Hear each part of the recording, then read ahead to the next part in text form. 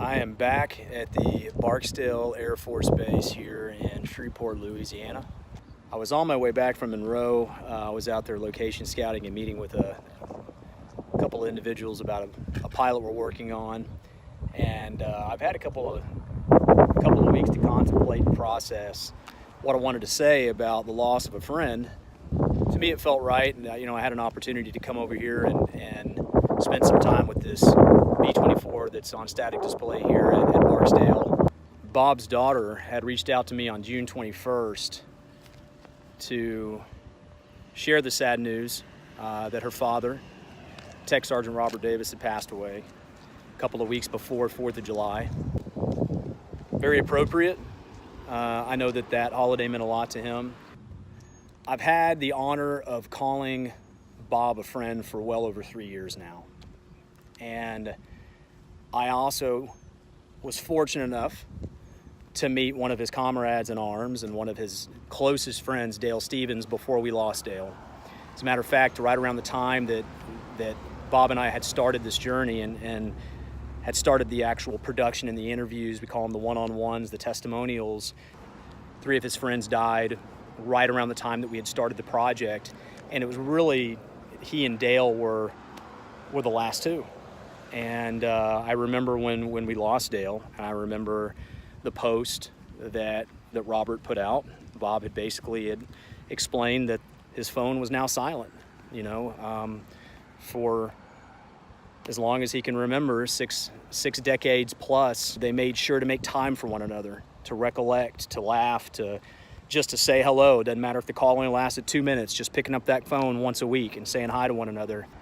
Just to give you guys a little bit of the cliff notes of how Bob and I met, we wanted to start uncovering stories before they were, quote, forgotten in respect to World War II. We were reaching out to vets as well as the Korean War and many others.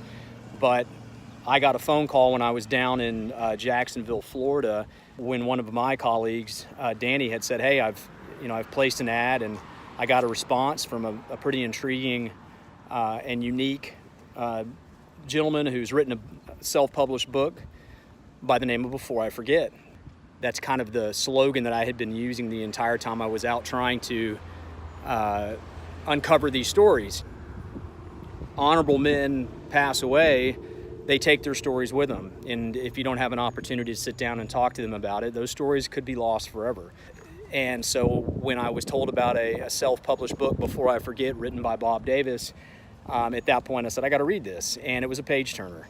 And I was addicted to the story and his unbelievable recollection of the events that transpired over 70 years ago, especially 70 years ago while he was in duress. One of the things that makes the story so unique, besides the fact that he had such an exceptional memory, was the fact that he took good notes. He actually had a war journal, which he has framed on his wall. It's a YMCA journal that was given to him by a teacher before he was shipped off.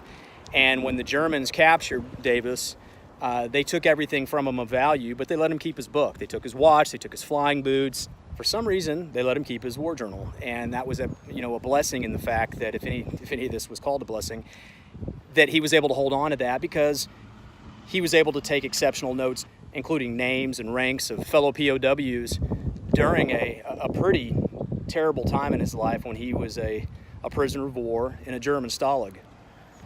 He was a great coworker. I mean, he was a great storyteller that really helped me put this whole thing together. And Davis and his crew lived in what many have penned or coined the greatest generation during one of the greatest battles against evil that the history of this world has ever experienced. And he got up and flew 23 missions, 23 sorties aboard a 65,000-pound aircraft that could cruise, over 200 miles an hour and would sometimes fly as high as 21, 23, 25,000 feet, wearing nothing but heated flying boots and an oxygen mask and his bomber jacket to stay warm. It was a different time. And he was a kid, you know, he was 19 years old. And he was flying with a bunch of kids. I think Otto Eiserman, their lieutenant, the captain of the ship, I think was 23 or 24, and you know, they considered him Gramps. He was the old guy. When he was shot down, all hands did survive the bailout. They were all captured. One member of his crew did die in captivity at the very end of the war when they were being liberated due to injuries that he sustained from the fall. And then, of course, the lack of care or concern from the enemy when he was a POW. To be able to go through those pages of that book, one page at a time, I think not only caught me by surprise, but it caught Bob by surprise, because it forced him to go through a filing cabinet that he had shut, pushed to the back of his mind and locked. And as you start to slowly go through that filing cabinet page by page, you start to pull out files that you had long forgotten or suppressed or wanted to forget. And the amount of additional color and vivid awareness, vivid detail that he was able to bring forth, it has given so much more to the story that could have been lost. And we now have that. These were memories that he was not eager to discuss, not eager to recollect and share, but he did. And I appreciate his courage for doing that. And you could see it on his face, and you could see it in his eyes, to remember the smells and the sights that he saw, especially during his long walk towards Berlin, when they were herded out of their Stahlugs towards Berlin to be used as bargaining chips as the Allied command had started to surround what was left of Germany and the German forces.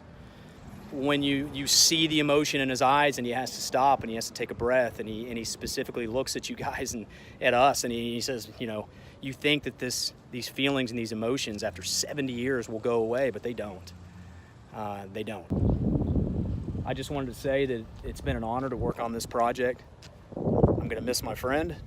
You definitely have my word that all the hard work and things that we've done together over the last 2 to 3 years will not be in vain. I will continue to push forward and make sure this project is told and told with integrity and authenticity, so that people understand not just what you guys went through, but I want them to intimately know the members of your crew and the 392nd, and what that war meant, and what your contribution to world history, to be honest, meant. How the 8th Air Force was such a paramount element in changing the direction of the war.